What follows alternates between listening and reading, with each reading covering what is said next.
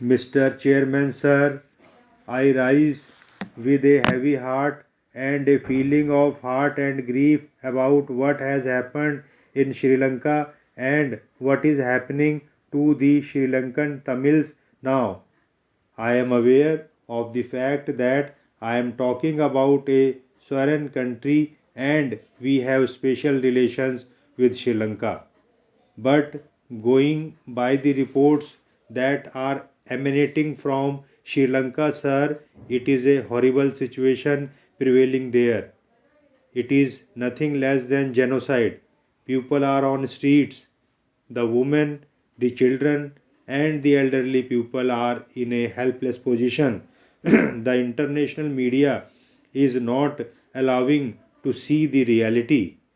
So I would like to request through the House to the government to see that the Prime Minister takes a further initiative in this regard, call an all party meeting, discuss the issue in depth, and then, without affecting our relations with Sri Lanka, see that the interests of the Sri Lankan Tamils are taken care. Sir, I thank you for giving me the opportunity to express myself on the most important policy document unveiled by the new government. The President's address is indeed a charter of national renewal. It is a charter of national regeneration. But if I were to define the qualitative distinction of the President's address, I would say that it constructs for all of us to evaluate a matrix of governance in which the concerns of those who are on the margins are integrated with the mainstream. If I were to define its relevance to India in the 21st century, I would say that it seeks to reassure the nation of our irrevocable commitment to inclusive society, to inclusive governance, to architecture of inclusion that Indian society is all about. Sir, this is an important issue causing concern to the people of India. Though the epicenter of swine flu may seem a world away from India, the flip side is that distance no longer works as a preventing measure. The Honorable Minister's statement in this regard is not satisfactory. Without dwelling on other things, I wish to seek a few clarifications from the Honorable Minister. Mr. Vice Chairman, sir, the Honorable Member has given in detail a very logical exposition of ragging menace in the country.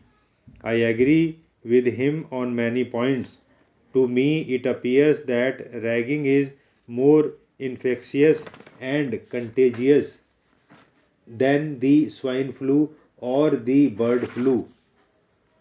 In a few words, it will be enough to say that ragging is immoral, ragging is unethical, ragging is unsocial, ragging is illegal, ragging is inhuman, ragging is brutal, ragging is a social evil, ragging is a many headed monster that is stalking our educational institutions. It is a ghost that ravaging the peace and tranquility of our educational institutes. It is not an Indian phenomenon. It is a kind of virus that has come from West. It is against the ethos and tradition of the Indian culture. Sir, the sowing operation for various types of cereals and other crops will start in the month of June. As per the latest information we have got from the IMD, the situation seems to be probably on its way to improve. In such a situation, we are expecting an additional area under sowing.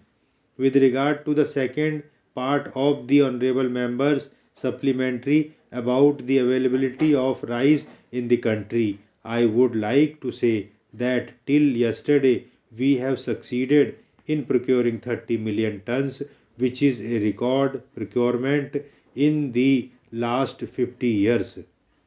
That is why we have stock for 1 year or a little more than 1 year in our godowns. So I don't expect any problem with regard to availability of rice. Sir, the Planning Commission sometimes back had sanctioned a scheme for lifting water from rivers to meet the long time drinking water requirement of the hill district of Darjeeling. The project commenced in July 2007, but it has not seen the light of the day and is causing huge distress to the large hill population. Water scarcity is having adverse impact on the health and social well-being of the people there. Water scarcity in the hill district of Darjeeling is very acute and deserves an early intervention by the union government.